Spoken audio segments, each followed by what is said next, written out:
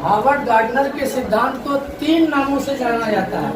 एक बहुबुद्धि सिद्धांत, एक विविध बुद्धि सिद्धांत, एक एकाधिक सिद्धांत। हार्वर्ड गार्डनर के पहले भी बहुत सारे विद्वान आए और बुद्धि पर अपना अपना विचार दिया। सबसे पहले अल्फ्रेड बीने, उन्होंने बुद्धि पर अपना विचार दिया और उनके सिद्धांत को हम लोगों ने जाना था कि बीने ने कहा कि हमारी बुद्धि कैसी है, यानी बुद्धि की संरचना पर उन्होंने अपना दृष्टिकोण दिया, जिसको हम लोग सिद्धांत कहते हैं। और उसके सिद्धांत का नाम है बुद्धि के एक तत्व का सिद्धांत या बुद्धि के एक कारक सिद्धांत।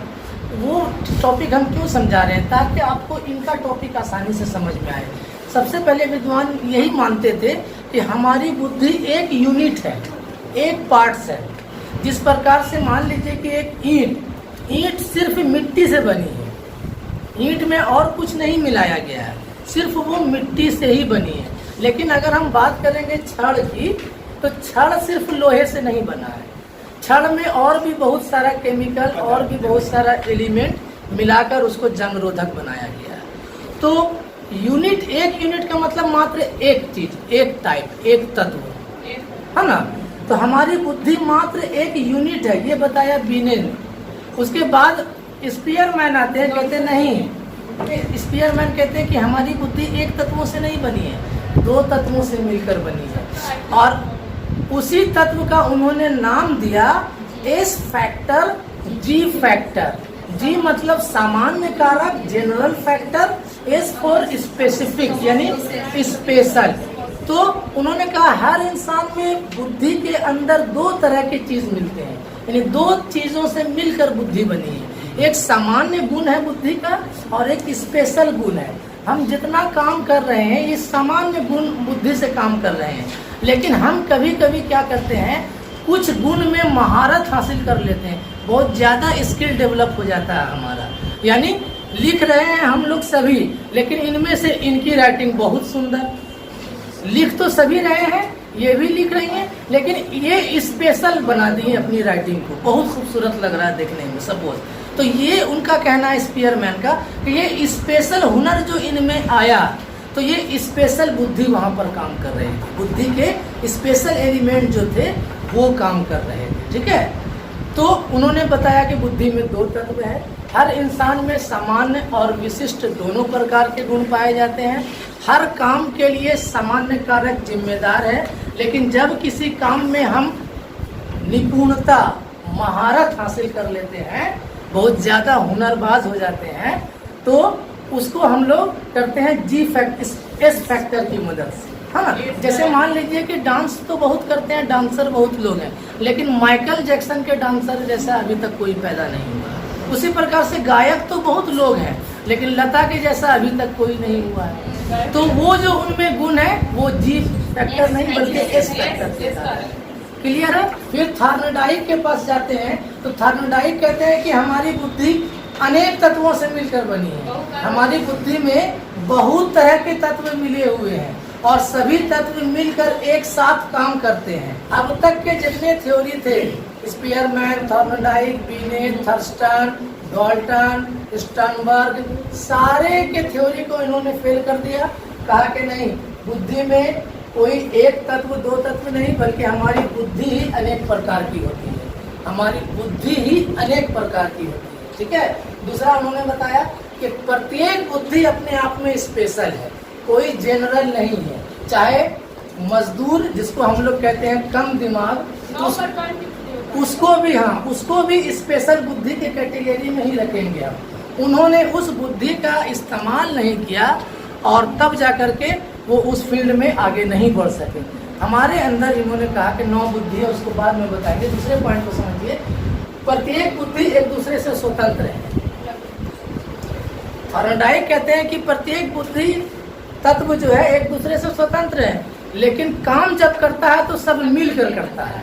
ईंटे का, दीवार का एग्जाम्पल उन्होंने दिया, लेकिन इनका कहना है नहीं, प्रत्येक बुद्धि एक दूसरे से स्वतंत्र होता है, ठीक है। और किसी भी व्यक्ति की विलक्षण क्षमता, बहुत सारे लोगों में हम देखते हैं स्पेशल ऑर्डिनरी कुछ रहता है, उसमें कला, जैसे आप में हो सकता है बहुत एक्सपर्ट है आप मेहंदी लगाने में, रचाने में, कोई एक्सपर्ट है चित्रकारी करने में, कोई एक्सपर्ट है गायक में, कोई एक्सपर्ट है, कोई हो सकता है इसमें से बेजोड़ डांसर भी हो सकता है, ठीक ना, कोई एक्टिंग में बहुत आगे हो सकता है। तो इस प्रकार इन्होंने कहा कि प्रत्येक व्यक्ति में जो बुद्धि है, हर व्यक्ति की बुद्धि में विलक्षण क्षमता होती है, और यह विलक्षण क्षमता उसकी एक अलग बुद्धि है, ठीक ना। डांस जो वो कर रहा है, आप सब चीज के अलावा वो एक्स्ट्रा काम कर रहा है, डांस भी उसको आता है, तो ये उसकी स्पेशलिटी है, बुद्धि की स्पेशलिटी है, उसमें एक अलग टाइप की बुद्धि है। तो इस प्रकार उन्होंने हमें कुल 7 प्रकार की बुद्धि बताया। कहा कि हमारी बुद्धि में, हमारे अंदर दिमाग में कुल 7 प्रकार के इंटेलिजेंसी हैं, यानी 7 प्रकार के इंटेलिजेंस हैं हमारे अंदर। यानी इंसान के सारे कामों को देखकर यूँ हम समझेंगे साधारण भाषा में कि इंसान को उन्होंने बुद्धि के मामले में, इंटेलिजेंस के मामले में 7 टाइप का इंसान बताया। फिर बाद में उन्होंने कहा कि नहीं, एक टाइप और है। 1988 ईस्वी में उन्होंने कहा कि नहीं, एक टाइप और है, हमारे अंदर 8 तरह की बुद्धि पाई जाती है। फिर बाद में उन्होंने फिर एक टाइप बताया, ठीक है, उन्होंने बताया कि एक और टाइप पाया जाता है। बाद में उन्होंने संशोधन किया अपने सिद्धांत में। तो इसलिए फाइनली जो है, अगर सवाल आ जाए कि हार्वर्ड गार्डनर के अनुसार प्रत्येक व्यक्ति में कितने प्रकार की बुद्धि पाई जाती है, तो ऑप्शन 7, 8, 9 भी रहे तो आपको 9 मारना है।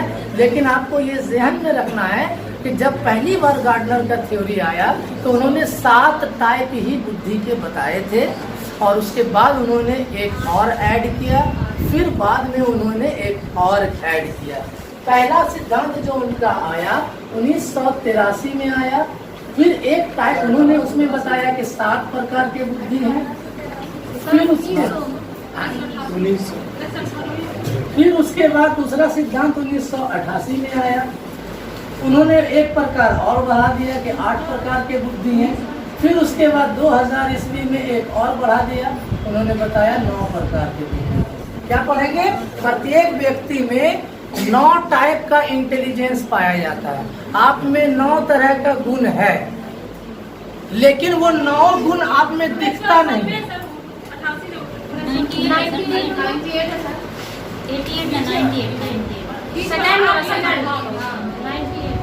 1998 में, है ना, 1998 में उन्होंने दूसरा एक प्रकार बताया, और उसके बाद 2000 ईस्वी में एक और बताया। यहाँ तक समझ में आ गया?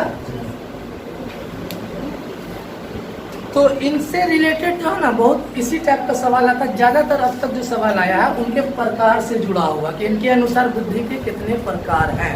तो अब हम लोग यहाँ पर गार्डनर के अनुसार बुद्धि के जो 9 प्रकार हैं, उस 9 प्रकार को लिखेंगे और समझेंगे और ढूंढने की कोशिश करेंगे कि वास्तव में हम में कौन सा बुद्धि है, हम किस बुद्धि को का प्रतिनिधित्व करते हैं। हो सकता है कि आप में 9 बुद्धि है ना, किन में 9 बुद्धि है, अभी हम लोग चेक करेंगे।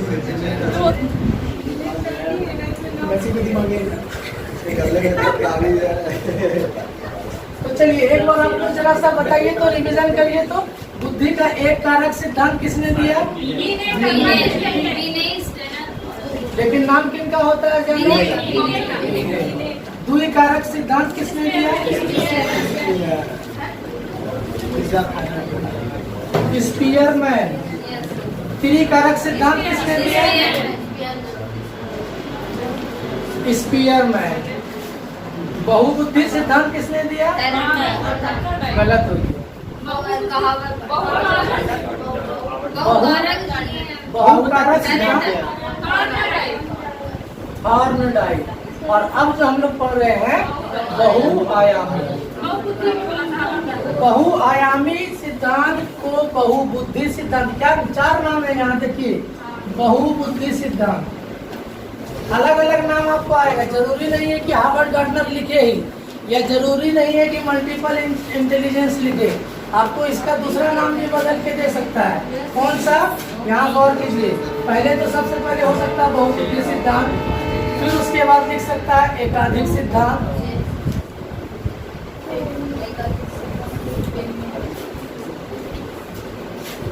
या आपको लिख सकता है विविध बुद्धि सिद्धांत। तीनों एक ही सिद्धांत का नाम है। या आप कह सकते हैं बहुआयामी सिद्धांत। ये 4 नाम आप दे सकते हैं हार्वर्ड गार्डनर के थ्योरी से, ठीक है। हाँ, लिख लीजिए। 4 नामों से इनके थ्योरी को जाना जाता है। बहुआयामी सिद्धांत, बहुबुद्धि सिद्धांत, एकाधिक सिद्धांत, विविध बुद्धि सिद्धांत। अब आइए, अब हम लोग जो पढ़ेंगे हार्वर्ड गार्डनर के अनुसार बुद्धि के कितने प्रकार हैं। तो हार्वर्ड गार्डनर के अनुसार बुद्धि के 9 प्रकार हैं।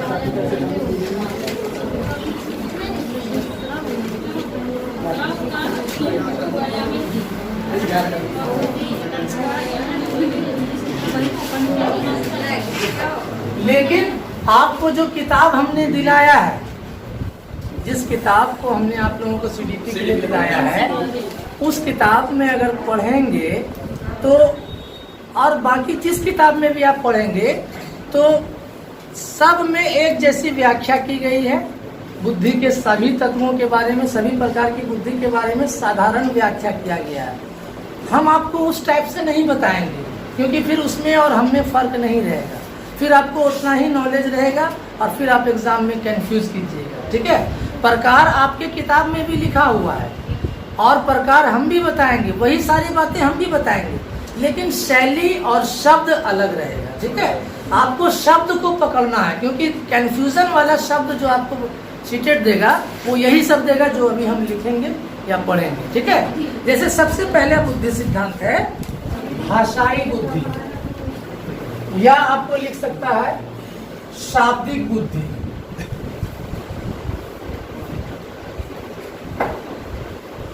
या आपको लिख सकता है भाषाई मौखिक बुद्धि।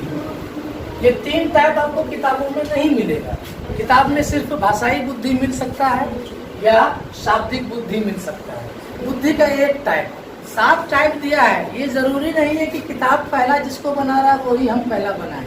हो सकता है कि आपने पहले में स्थानिक बुद्धि लिखा हुआ हो, या हो सकता है कि तार्किक बुद्धि लिखा हुआ हो, तार्किक गणितीय बुद्धि। 7 टाइप, टोटल 9 टाइप आपको पढ़ना है। 9 टाइप में क्रम आगे पीछे हो सकता है। पहले आप भाषाई पढ़िए, या पहले तार्किक पढ़िए, या पहले प्राकृतिक बुद्धि पढ़िए, जो पढ़िए। लिंग्विस्टिक वर्बल इंटेलिजेंस, और वर्बल का हिंदी आपका हो जाता है शाब्दिक, ठीक है। तो सीटेट आपको कंफ्यूज करने के लिए कभी शाब्दिक बुद्धि भी लिख सकता है, या सिंपल वे में अभी तक भाषाई बुद्धि से ही ये फेमस है हिंदी में, और अंग्रेजी में लिंग्विस्टिक वर्बल इंटेलिजेंस कहा जाता है, ठीक है। इनका मानना है कि कुछ व्यक्ति में, क्योंकि इन्होंने पहले कह दिया कि हर इंसान में 9 टाइप की बुद्धि है, लेकिन कभी हर इंसान के साथ होता क्या है कि इस 9 टाइप का इन्वायरमेंट उसे नहीं मिलता है। इन्वायरमेंट उसे किसी न किसी एक टाइप का जरूर मिलता है, जिसमें वो अपने इस बुद्धि को और डेवलप कर ले। जैसे एग्जाम्पल वो दे रहे हैं भाषाई बुद्धि। भाषाई बुद्धि में कह रहे हैं वो कि कुछ व्यक्ति को बोलने का मौका बहुत ज्यादा मिल जाता है। बोलने का मौका, पूछने का मौका, ट्रांसलेट करने का मौका, अर्थ ग्रहण करने का मौका बहुत ज्यादा मिल जाता है। तो ऐसे व्यक्ति में भाषाई बुद्धि का ज्यादा विकास हो जाता है। अन्य बौद्धिक क्षमता जो है कम पड़ जाती है, और बोलने में वो धीरे धीरे महारत हासिल कर लेता है। बहुत बढ़िया स्पीकर बन जाता है बोलते बोलते, ठीक है। आपको ये तो आभास होता होगा कि अभी हम जितना फ्रैंकली बोल रहे हैं, उतना फ्रैंकली जब हम पहली दफा पढ़ाना शुरू किए होंगे तो नहीं बोलते होंगे, लेकिन अभी हम उस टाइप से बोल रहे हैं। उसी प्रकार से पत्रकार को देखते हैं अगर, तो वो अजीब अजीब सवाल एट ए टाइम आपसे कर लेता है ना। एक नेता को हम लोग देखते हैं कि अजीब ढंग से मतलब भाषण दे करके आपको लुभा लेता है। वकील बोलने का ही पैसा कमाता है। बात समझ में आ रही है। तो कुछ लोगों में भाषाई क्षमता बहुत ज्यादा डेवलप हो जाता है। क्यों? क्योंकि उसको वैसा माहौल मिला, या उसकी वैसी रुचि थी, उसको ज्यादा बोलने का मौका मिला, इसलिए उस व्यक्ति में भाषाई बुद्धि ज्यादा डेवलप किया। जिस व्यक्ति में इस टाइप की बुद्धि ज्यादा है, उस व्यक्ति में बोलने की क्षमता, लिखने की क्षमता, ट्रांसलेट करने की क्षमता, आपकी बातों को समझने की क्षमता वो ज्यादा पाई जाएगी। ठीक है, सिंपल वे में आपकी किताबों में लिखा हुआ होगा कि वाक्य तथा शब्दों, इसका मतलब लिख लीजिए। भाषाई बुद्धि किसे कहेंगे? वाक्यों या शब्दों की बौद्धिकता।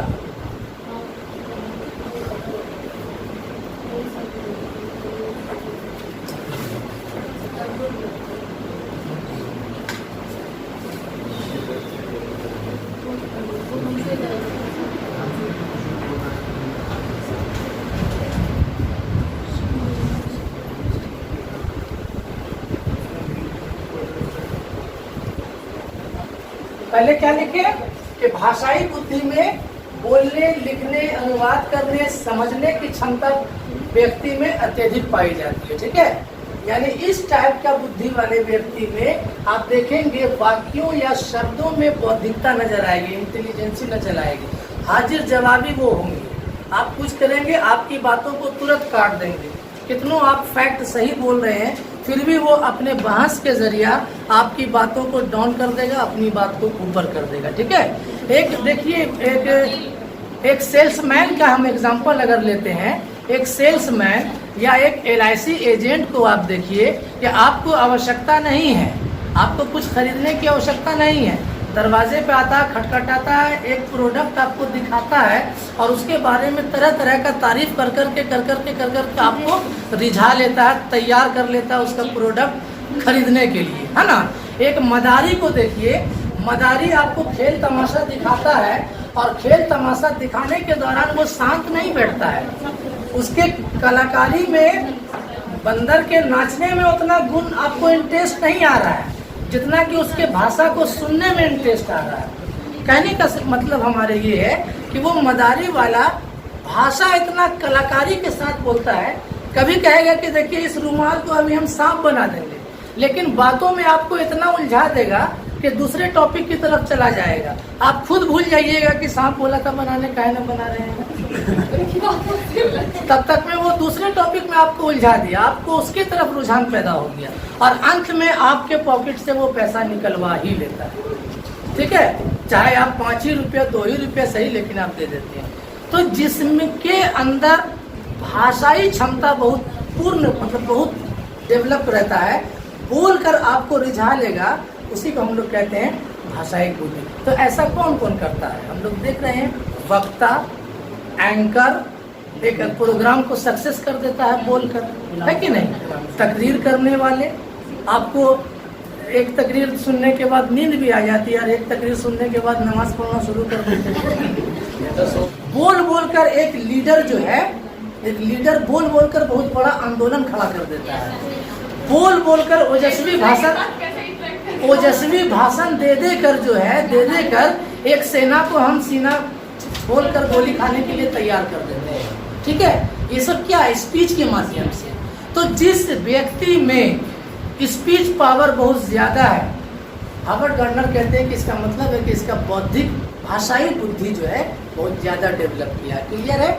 आपको सवाल यहाँ पर कैसे आता है? सवाल आएगा, निम्न में से किस व्यक्ति में, इनमें से किन में भाषाई बुद्धि का गुण है? खिलाड़ी, पायलट, ये सब क्वेश्चन आया हुआ है, इसलिए बोल रहे हैं। पायलट पर क्वेश्चन आया हुआ है। खिलाड़ी, पायलट, नेता, वकील या तो डॉक्टर। आपको यहाँ पर किसको चुनना है? नेता को चुनना, चाहे वो अंगूठा छाप नेता क्यों ना। ठीक है, आपको नेता को चुनना पड़ेगा। अगर नेता नहीं रहे तो एंकर होगा, नहीं रहे तो पत्रकार होगा, वकील होगा। यानी आपको भाषाई बुद्धि में हम जो एग्जाम्पल दे रहे हैं जरूरी नहीं है कि वही एग्जाम्पल होगा। आपको एग्जाम्पल देखकर ये समझना कि किसमें बकबक करने का गुण नजर आ रहा है। इस चारों में से जिसमें ज्यादा बकबक का गुण नजर आ रहा है वही भाषिक बुद्धि है। ठीक है, तो लड़कियों को तो भाषिक बुद्धि में मानिएगा आप लोग। चलिए,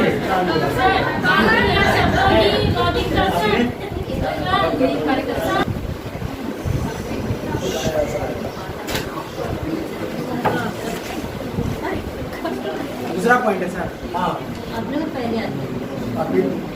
देखिए नेक्स्ट है शारीरिक बुद्धि, शारीरिक गतिक बुद्धि। हम लोग अक्सर देखते हैं टीवी वगैरह में या सर्कस वगैरह में एक आदमी 3 बॉल को एक साथ उछालता है। 3 गेंद है, उसको एक साथ उछालता है, गिरता भी नहीं। आप करिएगा 2 बॉल को एक साथ तो गिर जाएगा नहीं, और वो 3 बॉल को एक साथ। किसी को देखते हैं कि रिंग गोल सा रिंग को अपने शरीर में इस तरीके से घुमा लेता है और उसके बाद वो गिरता भी नहीं। इस टाइप का सर्कस सब देखी होंगी। ये कह रहा क्या, शरीर का उपयोग करके अपनी भावनाओं या विचारों को व्यक्त करना, शरीर के माध्यम से वो आपको जो है बता देता है कि हम क्या कर रहे हैं, किस तरीके से कर रहे हैं। ठीक है। दूसरी बात हमने कहा कि वैसा व्यक्ति जो अपने शरीर पर नियंत्रण करने की क्षमता रखता हो, यानी शरीर को अजीब अजीब ढंग से घुमा फिरा लेता हो, ठीक है, और कंट्रोल कर ले, मतलब गिरे भी नहीं, अनबैलेंस भी नहीं हो, अजीब अजीब ढंग से वो घुमा ले फिरा ले और उसके बावजूद जो है वो गिरे पड़े नहीं, या किसी वस्तु को अजीब अजीब तरीके से घुमा फिरा ले। इसको कहते हैं कि हमारे हाथ पर, शरीर पर हमारा इतना कंट्रोल स्थापित हो गया है कि हम जैसे तैसे भी कर रहे हैं तो हम पर कोई असर नहीं होता है। समझ रहे हैं ना। जैसे कि जिम्नास्टिक के लोगों को देखिएगा, अजीब अजीब ढंग से उछलती है या उछलता है ना, शरीर को पीछे मोड़ लिया जाता है, ऐसे उछल जाती है, इस टाइप से पैर फैला लेती है, सर को पैर को उठा के सर पे ले आता है ना। तो इसको कहते हैं, यानी इस बुद्धि का व्यक्ति शरीर को अपने प्रैक्टिस से इतना लचीला बना लेता है कि वो किसी भी प्रकार से फोल्ड कर लेता है। ठीक है। तो शरीर पर नियंत्रण करने वाले से रिलेटेड काम क्या क्या है? योगा भी है। जैसे योगा, बाबा रामदेव को देख लीजिए कैसे कैसे करके अपना हाथ पर हिला डुला करते हैं। ठीक है। डांसर को भी उसी कैटेगरी में रखा जाता है। इसी पे सवाल एक बार सीटेट पूछा था कि इनमें से किनके अंदर शारीरिक गतिक बुद्धि है, और आंसर था नृतक मतलब डांसर, है ना। यानी डांसर भी अपने शरीर को अजीब अजीब तरीके से घुमाता, हम लोग साधारण तरीके से वैसा नहीं कर सकते हैं। ठीक है। तो इस तरह के व्यक्ति कौन कौन आएंगे? डांसर, खिलाड़ी भी आएगा, खिलाड़ी, और वो जिम्नास्टिक वाले लोग, जिम्नास्टिक वाले लोग सब वही ना, उछलता है कूदता है जो सर्कस में नहीं देखती हैं। और कौन कौन आएंगे बोलिए? तो सिंपल ऑप्शन है खिलाड़ी, लेकिन आपको बदल के दे देगा तलवारबाज। ये भी तो हो गया खिलाड़ी का ही एक पार्ट है ना, उसमें भी तो हाथ पर नियंत्रण करना पड़ता है, ठीक ना। या स्टंट मैन जो आपने कहा, या सर्कस में करतब दिखाने वाला, या रस्सी पर चलने वाली वो लड़की है, तो उसको भी हम वही इसी कैटेगरी में रखेंगे। उन्होंने भी शरीर पर कंट्रोल कर लिया है, तो वो रस्सी से नहीं गिर रही है। सर्जन, डॉक्टर, सर्जन जो सर्जरी करते हैं, जो ऑपरेशन, ठीक है। डॉक्टर तो 2 टाइप के होते हैं, फिजिशियन, एक सर्जन। सर्जन क्या करते हैं? अंदर के पार्ट पुर्जे को काट कूट करते हैं, तो काट कूट भी जरा सा तेजी से हाथ कट गया तो बड़ा ये समझ रहे हैं ना। तो इसलिए उनको भी अपने हाथ पर बहुत कंट्रोल रखना पड़ता है, यानी उनको भी इसी कैटेगरी में रखा गया है। ठीक है। तो कौन? सर्जन, डॉक्टर, यानी शल्य चिकित्सक हिंदी में बोला जाता है, शल्य चिकित्सक। खाली चिकित्सक नहीं, खाली चिकित्सक दूसरे कैटेगरी में आ जाएगा, फिजिशियन। ये है शल्य चिकित्सक।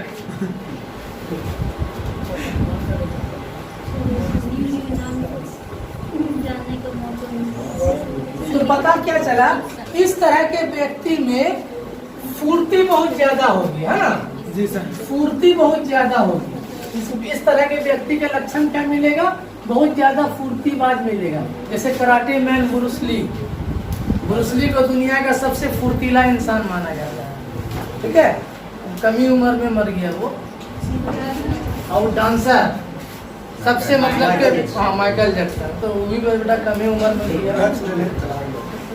तो इन लोगों को बहुत फुर्तीबाज, मतलब इसको शरीर पर बहुत ज्यादा इन लोगों को कंट्रोल था, ठीक है। फुर्ती रहेगा, इसके अलावा लचीलापन, शरीर में लचीलापन।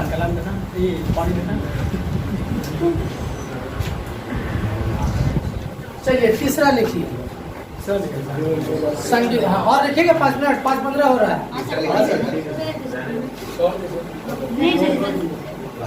जाना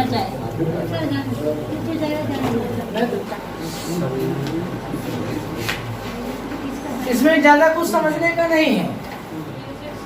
जो संगीत कला में निपुण है, शुरू का पकड़ लीजिए, उसके बाद बस गौर करना। जो संगीत कला में संगीत से रिलेटेड काम, संगीत में खाली गाना नहीं आता है, संगीत में 2-3 चीज आता है, गायन वादन, ये 2 चीज तो मुख्य रूप से आता है।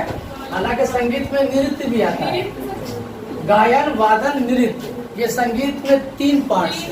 जैसे कैसे आप लोग बायोलॉजी में साइंस में 3 पार्ट्स पढ़ते हैं, आगे जाके बायोलॉजी भी 2 पार्ट्स में बढ़ जाता है, उसी तरह संगीत में 3 पार्ट्स है, लेकिन यहाँ पर 2 पार्ट्स की बात हो रही है, गायन और वादन। संगीत जब पढ़िएगा ना, संगीत एक टॉपिक मतलब एक विषय है, विषय में जब संगीत में जाइएगा ना तो उसमें 3 पार्ट होता है, गायन वादन नृत्य, तीनों गायन में गाना, वायलिन में बजाना, बजाना, नाचना। बस हाँ। तो संगीतक बुद्धि में ये 2 चीज को हम डाल सकते हैं। जिस व्यक्ति में गायन या वादन की क्षमता हो, कौन से एबिलिटी को कह रहे हैं? क्षमता माने एबिलिटी, है ना। गायन यानी गाने की एबिलिटी, वादन मतलब बजाने की एबिलिटी, ठीक है। तो अब बजाने में जितना म्यूजिकल इंस्ट्रूमेंट है उसके सारे बजाने वाले को हम संगीतक बुद्धि वाला व्यक्ति कह सकते हैं। चाहे वो फ्लूट बजाता हो, चाहे हारमोनियम बजाता हो, चाहे सितार, गिटार, शहनाई, है ना। अब सवाल आ जाएगा उस्ताद बिस्मिल्लाह खान में कौन सी बुद्धि है? संगीतक बुद्धि वाले, है ना। उसी प्रकार से किसी तबला वादक का नाम दे दे, किसी गायक का नाम दे दे, लता मंगेशकर कौन सी बुद्धि। तो गायन और वादन, वादन मतलब बजाना, पिंटू शर्मा बताए आपको, बजाना, और गायन माने गाना गाना, नृत्य माने नाचना। तो संगीतक बुद्धि में किनको किनको रखिएगा? डांसर को, डांसर नहीं है, डांसर तो पहला। हाँ बोल रही है। वो शारीरिक में आएंगे। गायन में गायकार को डालिए, चाहे वो भजन गायकार हो, चाहे वो कवि हो, ठीक है। अच्छा अब एक सवाल आता है कि सर कवि तो कविता गा रहा है, लेकिन कवि को आप संगीतक बुद्धि में तो डाल रहे हैं, लेकिन हार्वर्ड गार्डनर ने कवि को संगीतक बुद्धि में नहीं डाला है। बताइए कवि किस बुद्धि में आएंगे? कवि शाब्दिक बुद्धि में आएंगे, क्योंकि कवि का काम है कविता लिखना, कविता बोलना उसका मेन काम नहीं है। और कविता लिखने में शब्दों की महारत हासिल करनी है ना, तब ना खूबसूरत कविता होगा। क्योंकि कविता में आप अलंकार में क्या पढ़ती हैं? शब्दों के माध्यम से सेंटेंस को खूबसूरत बनाना, यही ना अलंकार है। तो शब्दों के माध्यम से आप सेंटेंस को खूबसूरत बना रहे हैं, यानी बात हमें इतने से कहना है कि आप बहुत खूबसूरत हैं, लेकिन एक शेर के माध्यम से इस तरीके से हमने बोल दिया कि बहुत मतलब कि आपको वाह वाह वाह वाह करना पड़ता है, ठीक ना। तो कभी ऑप्शन में आ सकता है, हमने तो आपको बताया पत्रकार वगैरह वगैरह, कभी नहीं बताया, लेकिन कभी वहाँ ऑप्शन देते। तो आप गौर कीजिए कवि का मतलब क्या है? कविता रचना करना या कहानी लिखना, है ना। तो हम वहाँ पर लेखक को भी रख सकते हैं शाब्दिक बुद्धि, ठीक ना। इस टाइप से आपको अलग अलग ऑप्शन आएंगे, जरूरी नहीं है कि जो ऑप्शन हम बता रहे हैं वही आएगा। तो उसी प्रकार से यहाँ पर गायक और जितना जो है म्यूजिकल इंस्ट्रूमेंट बजाने वाले, बांसुरी वादक, चाहे तबला वादक, इन सारे वादक को आप संगीतक बुद्धि में रख सकते हैं।